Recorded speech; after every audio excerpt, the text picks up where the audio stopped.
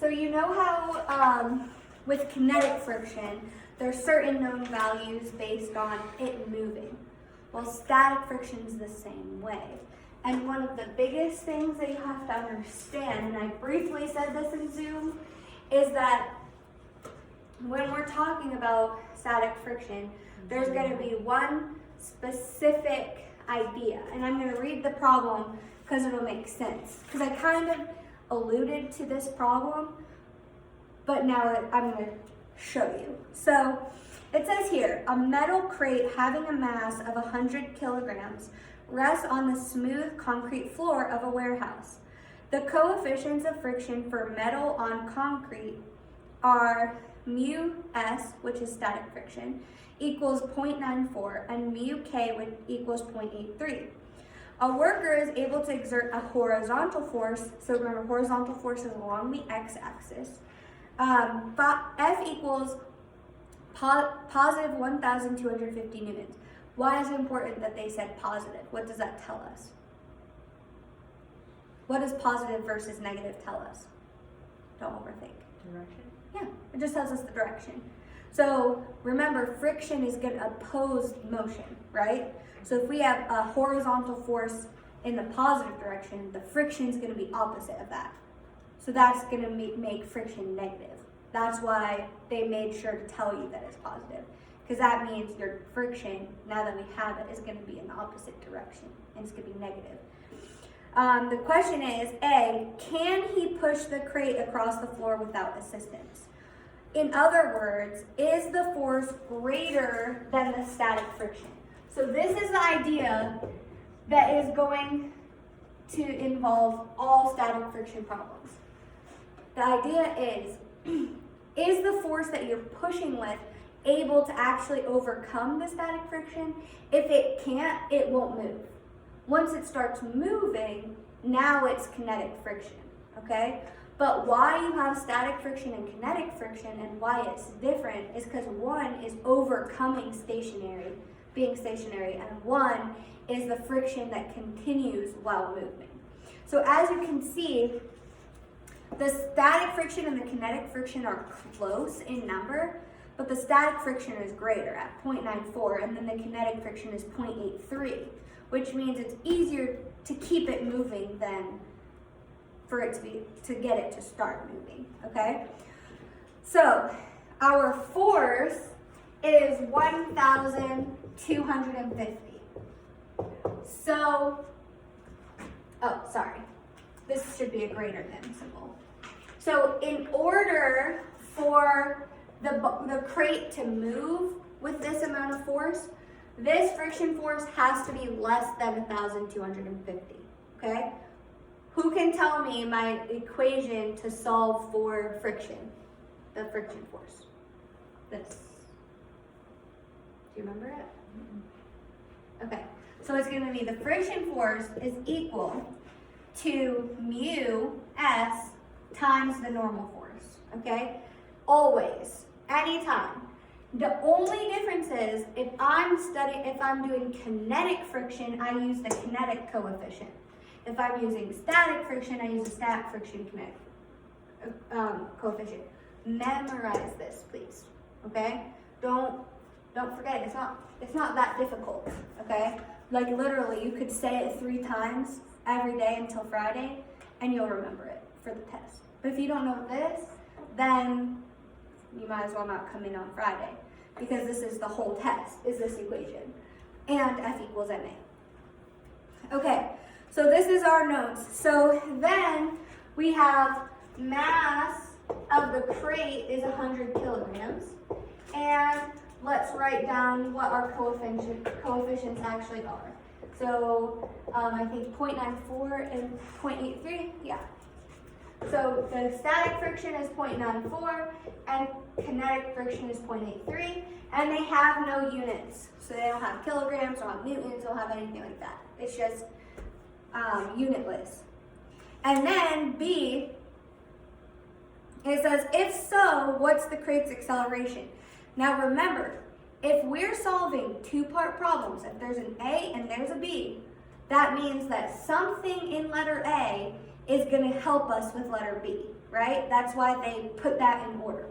So when we're calculating this, keep in mind that likely whatever information we're using in letter A, we can use with letter B. So don't forget about letter A and all the information. Okay. So it asked us, can he push the crate across the floor without assistance? So is force greater than friction mass? Well, we didn't get told what the friction was, so that means we have to calculate for it. Well, in our equation, we have the coefficient of kinetic friction is 0.94, but we don't have normal force. Well, let's draw our diagram and see if we have any other known values based on our diagram that could help us with the normal force. Okay, so we have this platform, okay? It's a horizontal surface, not an incline. So we don't even have to break anything down into components, right? Everything's gonna either be on the y-axis or the x-axis, so no components needed. And everything is going to be directly perpendicular of each other. If they're perpendicular of each other, that means they're equal and opposite. So if you know one force, you just switch this direction and you know the other force, right? So here, we know the force that he's putting into it is positive 1,250. Then we know that the friction is going to be in the opposite direction and it's going to be negative whatever, okay? But the reason that these are not equal in value is because friction is slowing it down. So you can't say that these ones are equal, even though they're across from each other, okay? Because friction is pushing it back, but it can't always push with as much force. Sometimes they'll be equal, but most of the time, the friction eventually can't push back enough. And that's when it starts moving. So that's why you're not going to say they're equal. So what else do we have? I want you guys to tell me. What other things can I add to my diagram? Gravity. Right. Specifically, what about the gravity? The force going down. The force of gravity, which is, what's another name for it?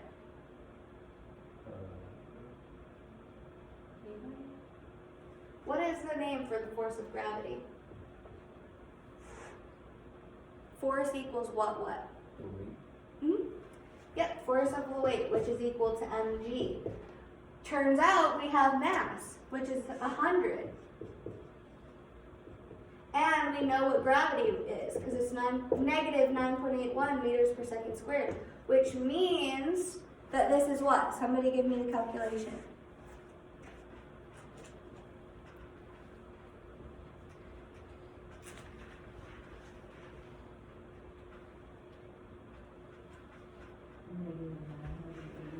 Negative 981? Okay, what else do we know based on this? What other force is going to have to do with weight? So if you're pushing down on something, what's happening? Specifically, we always say your chair. Your weight is pushing down on your chair, and what else is happening? The normal force, which is how much the surface is pushing back. So here we're going to have our normal force. So I like to say everything force and then the subscript. So you remember that it's a force. Because if you remember that it's a force, then you know that you can calculate it with F equals ma, right? And if it's in the y direction, that makes it F equals mg because acceleration in the y direction is always gravity. All right. So now we have the weight. Do we know the normal force? Because that's what we need. So the only thing is, we know what the force going forward is, we know what the force of the weight is, and we need to calculate friction, but we don't know the normal force. How could I find the normal force? What relationships do I know?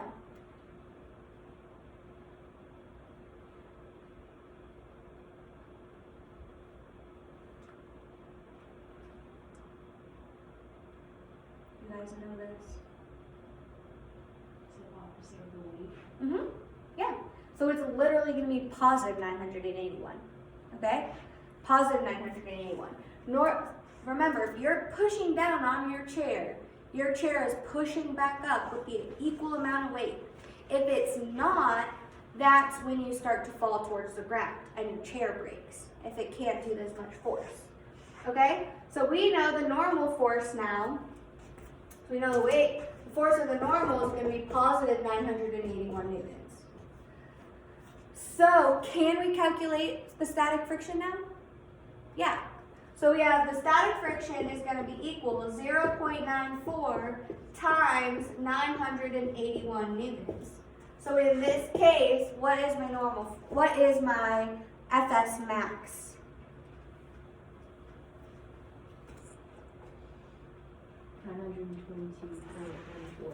Right. And since our significant digits are 3, I'm going to say 922 newtons. Okay, so now the question wasn't what is friction? The question was, can the crate move? Or is the force greater than the amount of friction? What's the answer? Yes. So is the crate moving? Yes. As long as you push with more force than the amount of friction, it will move. So the answer is yes for letter A. Yes, the crate is going to move because you're pushing with a greater amount of force than the static friction can push back on.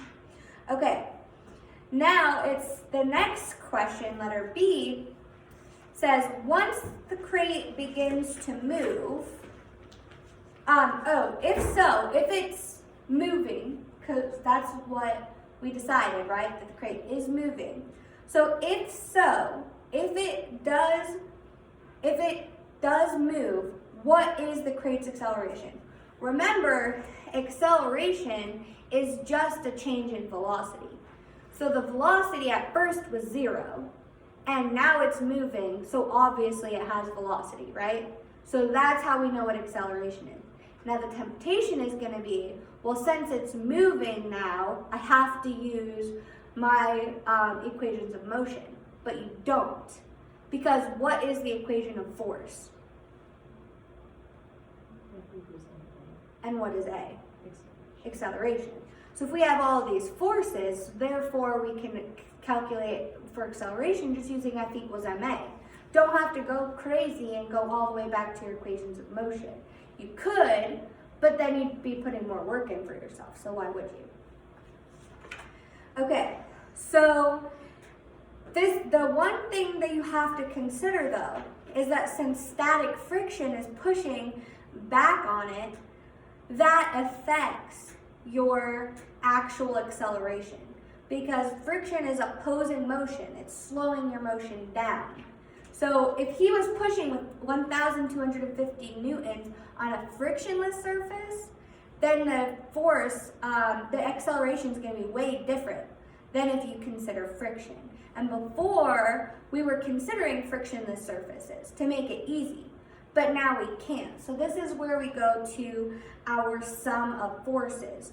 So all of the forces. Now, if you study the example problems in the book, they're going to include normal force in the x direction and weight in the x direction. That's when you're on an incline, okay? When you're on an incline, then you have to break things down into components because some of the weight is going to be distributed in the x direction because of that incline, redistributing the weight. But since this is on a flat surface, then we do not have to consider normal force and weight because they're on the y-axis. If it asks us for acceleration, why do we know we don't need the y direction? Well, because the y direction, it would be gravity. So we would already know acceleration if it was asking for the y direction. Since it's asking for if it's asking for acceleration and you have to calculate acceleration, you know it's the horizontal, you know it's the x, because they wouldn't ask you. the acceleration in the y direction. Because mathematicians have already solved for it. It's 9.81 always. So we're going to calculate it using our sum of forces in the x direction. So what are my forces in the x direction? 1,250 Right, 1,250 newtons, and that's positive. What else? What is my other force in the x direction?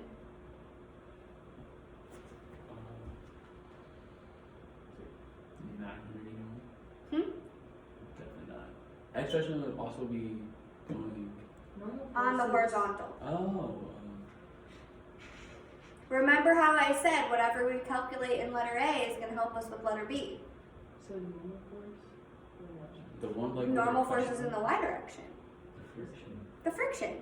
The friction is opposing this force, right? So we calculated for friction, but what do we specifically know about friction?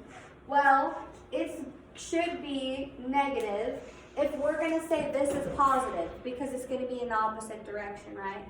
So if it's in opposite direction, we have to treat it as negative because of it being in the opposite direction. And I'm just looking quickly to see what it does. Okay. So the only thing is that we missed one key word. This is static friction, right? So can we use this? No. No, because it's rolling, right? Well, not rolling, but sliding. So now it's moving, we're gonna have to use another calculation, right? Now we're gonna have to calculate what the kinetic friction force actually is. So before we even go here, we need to calculate this. Well, we already calculated the normal force, like Trinity said, and we have mu k because they gave it in the problem. So this one's going to be pretty easy.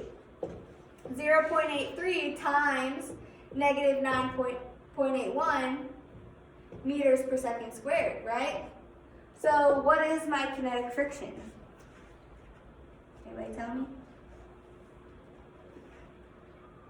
Negative 8.1423. Something's wrong.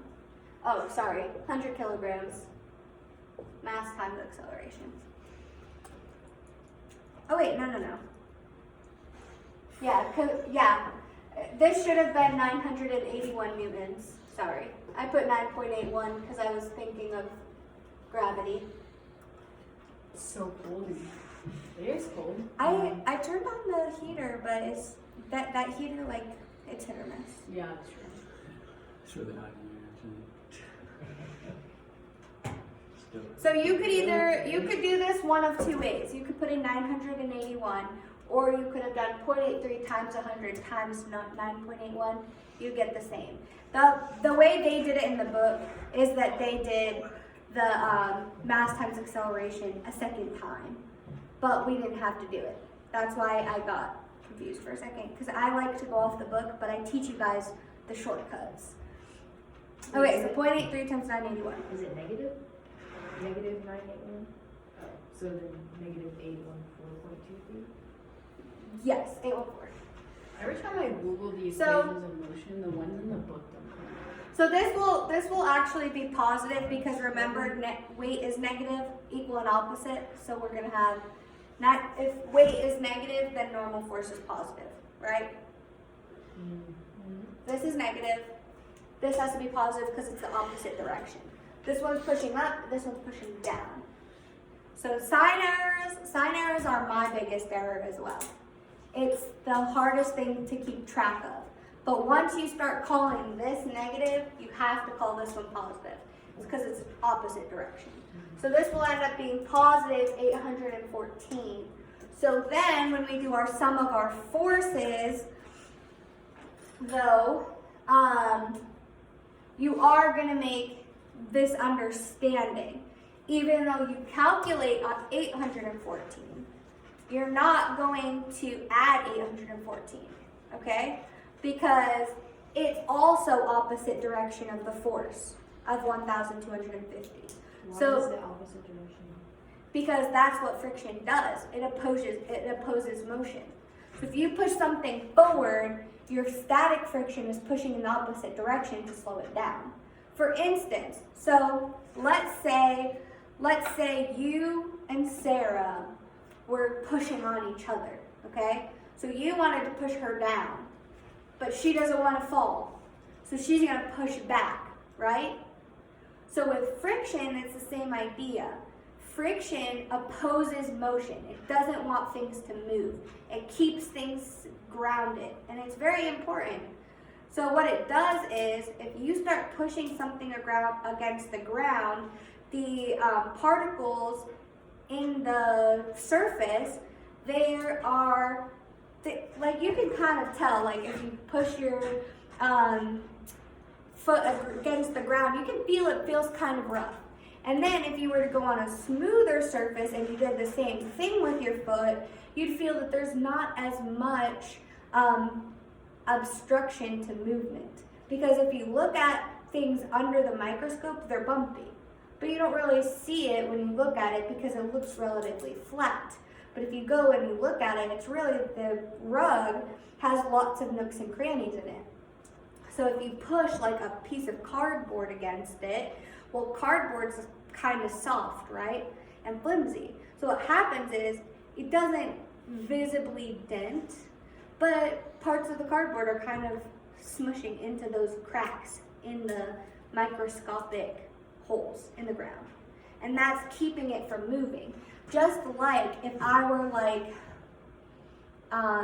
pushing a box against the ground and I bumped into a wall, well, that keeps me from being able to progress and push farther, right? So that's the same idea, but it's not that drastic.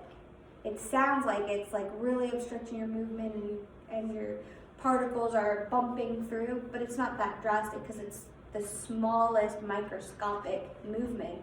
But it does affect things, and it's important that it does. Because like we've talked about, we couldn't move forward without friction, because it allows that traction between the bottoms of our shoes and the ground. If it wasn't there, we could not move forward. So that grip is important.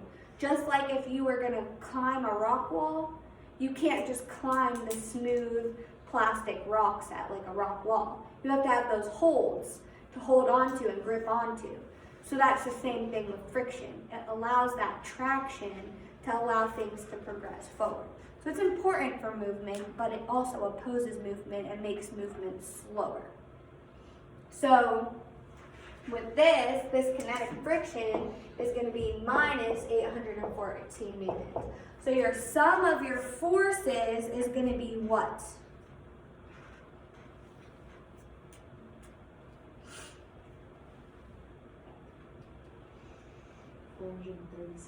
$436. So we have 436 newtons.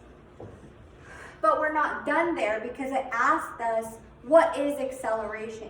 Well, we know that force is equal to mass times acceleration, right? And we could also say acceleration is equal to force divided by mass if we moved this to the left side, right? We divide both sides by m, it switches it to the left side, cancels it out on the right. So we have acceleration is equal to force times mass divided by mass, but this is the sum of the forces in the x direction. Because this force is going into pushing the box forward, but this force is slowing it down. So they both have to be considered. So you get the sum of the forces in the x direction, which is 436 newtons, divided by 100 kilograms, which is the mass of the box, and that's going to give you your acceleration, which is, if you divide anything by 100, you just move it to the left 2 times, so it would be 4.36. Now remember, a newton is a kilogram meter per second squared. So the unit kilogram cancels out, leaving you with meters per second squared, which is your unit of acceleration. So that gives you a check to make sure that you did the right calculation. Because if you did mass divided by force, then you would have kilograms divided by newtons, and it would give you a per meter per second squared, and that's incorrect. So this is kind of how you check yourself with your units. I take a picture. Uh-huh. And this is in your book too, but the thing about your book is they go into way more like details because they don't want you to get confused about where stuff comes from. But some things, some steps I like to do differently than the book. So you can do it my way, you can do it the book way, but like the book doesn't have a diagram. Instead, the book wanted you to see that to calculate normal force, you're just gonna substitute in mg. But how I like you to do is I like you to have a visual to show that mass and that normal force is directly across from weight. Because if this was on an incline, that changes. Normal force is now directly across from the y component, not the entire weight, and that could confuse you. So I like the diagram, so that's why I do it this way. All right, are there any questions? Are there any questions on this? Like, why did you do something? What does this mean?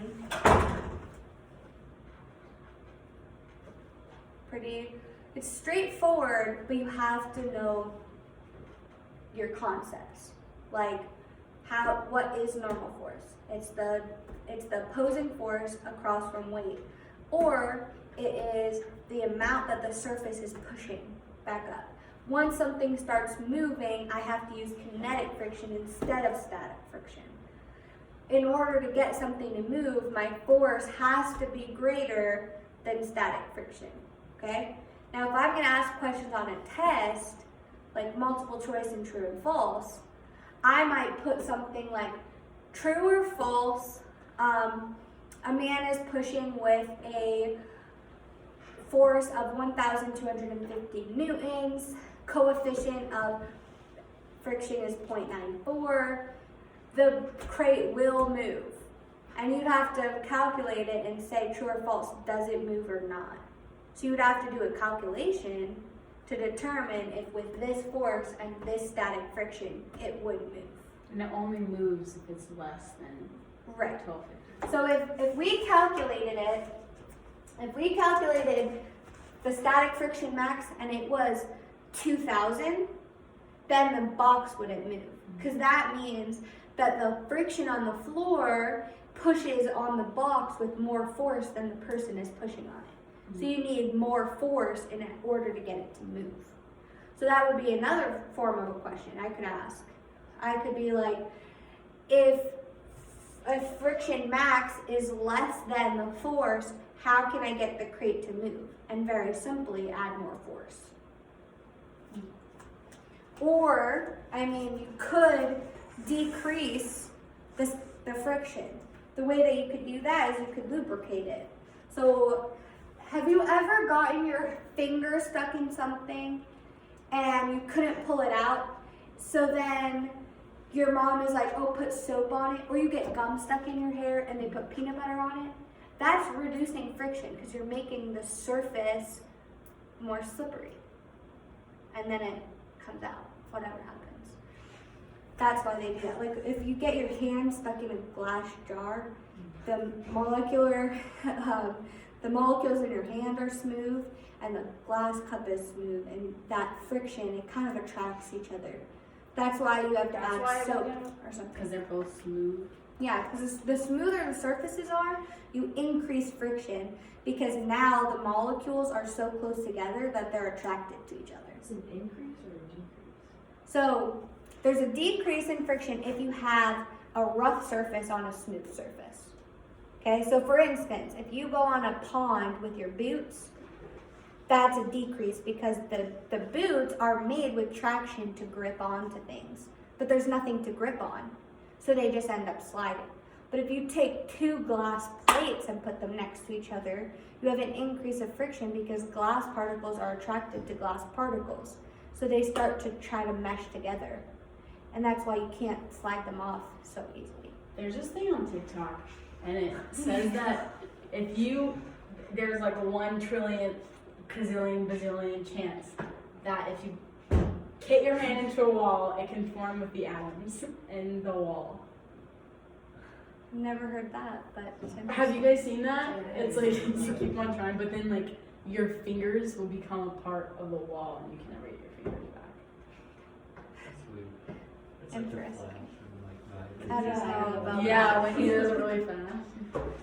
I don't know. I don't know about that. I've never heard about that. Maybe they're lying to us, but I would like to That's believe it. what they're lying to. You know how horrible that would be? You know, my blanket at home has, I don't know why, so much static electricity. And the other night, I woke up in the middle of the night.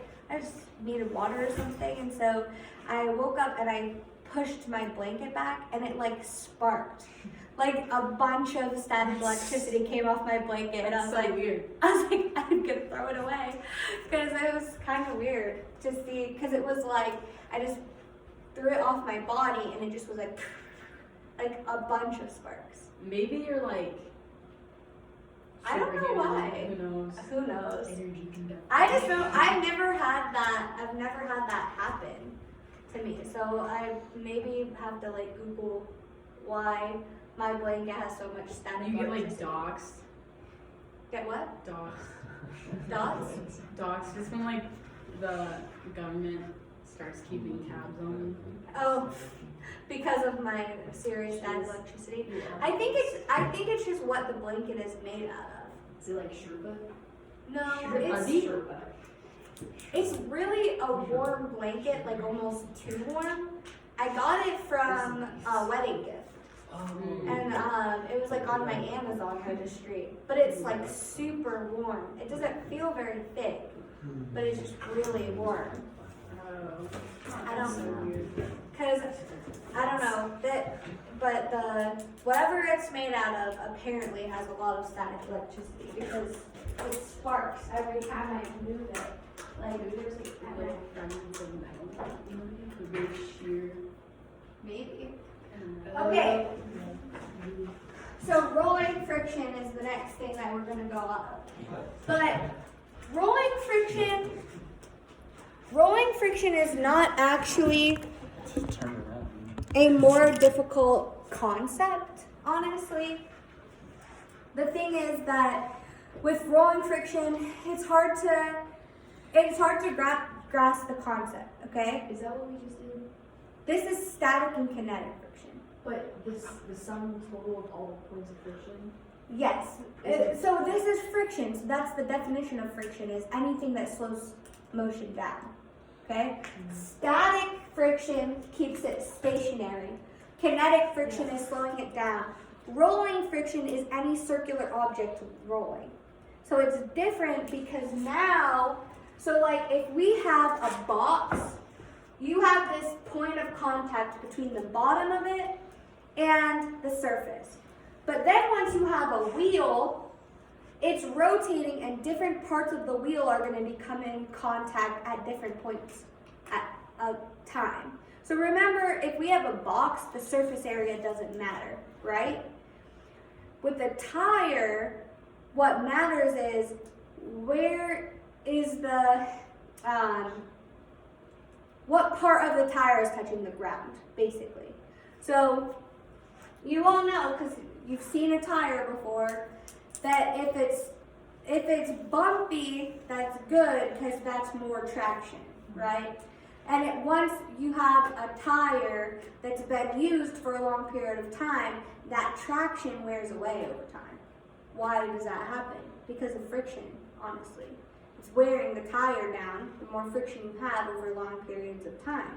So you know also that when your tire wears down, it's all the way around. Because your tire is going to have equal amount of time spent on the ground, likely, right? Because it rotates. So the thing is that you have static friction and kinetic friction happening simultaneously on the same object. That's why it becomes difficult. Because here, when this is on the ground, it's stationary for a split second, okay? And that's important because it grips the ground at that time. And then, as it's releasing, turns into kinetic friction. So right here, we have static friction. Everywhere else on the wheel is rotating, so all the rest of the wheel has kinetic friction. That's why it's its own concept. So instead of calling this, so throw friction, kinetic friction and static friction out of the window, because we're not talking about that anymore. We're just saying parts of the wheel are moving, well, at whatever point of contact is stationary for a second before it starts moving again, okay? That grip is needed. If not, you're sliding, okay? So when your car begins to slide, it's because you no longer have that friction. There's no traction between your wheel and the ground, okay? That momentary grip between the ground and the wheel is needed to keep your car in linear motion and not slipping and sliding all over the road and out of control, okay? That's why it's important to make sure you change your tires. So instead of talking about this kinetic versus whatever, we're just going to call any circular motion that has friction is going to be rolling friction, okay? So anytime we talk about tires, wheels, like wheels on a skateboard, it doesn't matter. We're going to talk about rolling friction. And the definition is the sum total of all points of friction that retard the freedom of motion of the wheel, including the friction forces between the wheel and the surface over which it rolls. Now, not only do you have a friction between the wheels and the ground, but you have another type of friction between the wheel and the axle of the car. Because the wheel and axle and all of the ball bearings and all of that also have to do with the motion, and they slow the car down too, because your car can only go as fast as that axle is rotating.